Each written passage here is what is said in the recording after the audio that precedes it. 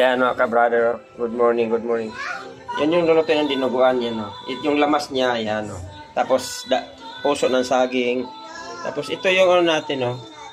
Ayan, no. Lamang loob ng baboy yan, ka-brother. Pinakuluan lang natin hanggat siya lumambot. So matagal-tagal po, ka-brother, ang ano natin yan. Pagpakulo. Ayan. So ayan. So iwain lang natin yung puso. Buksan mo ka, day. Ayan to. Ito yung puso, oh.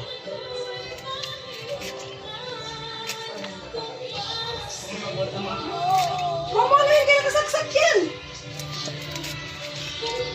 Yan, ganitohin natin para halo natin ito sa sa Bisaya papaklay. Pero dito sa Manila dinuguan. Dinuguan. Halo natin to. Ito yung hinahalo talaga, brother. Kung hindi naman to yung ng puno ng ng saging, yung ubod. Maganda yung ubod ng saging, ka brother. Masarap. Pero okay din to kasi ang patanggal din to ng lansa. Yan. Marami-rami itong help natin, ka brother. So marami-rami yung dinuguan natin ngayon. So sa nakapanood nito, pwede nyo gayahin to. Yan, para mawala yung lansa ng ng lamang loob ng baboy. Ano? Talaga? Hindi naman nakita niya eh. Yan mga! Doon ka, umiyak ka, bili ka. Yan.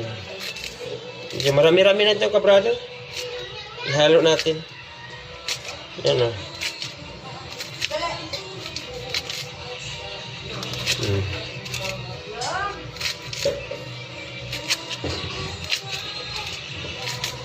Sabi ni Mang yan daw. Pera doon, pera daw. Pera, oh.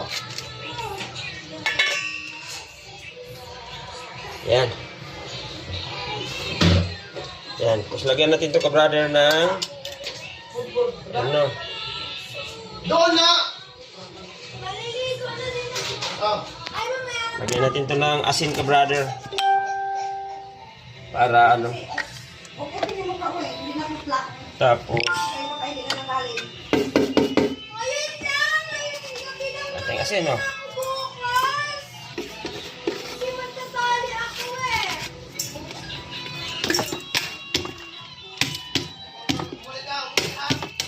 Ayan. So, hugasan natin to kasi wala ng asin. Ayan, no? Lagyan natin ito maya ng asin. Marami pa tayong nabili.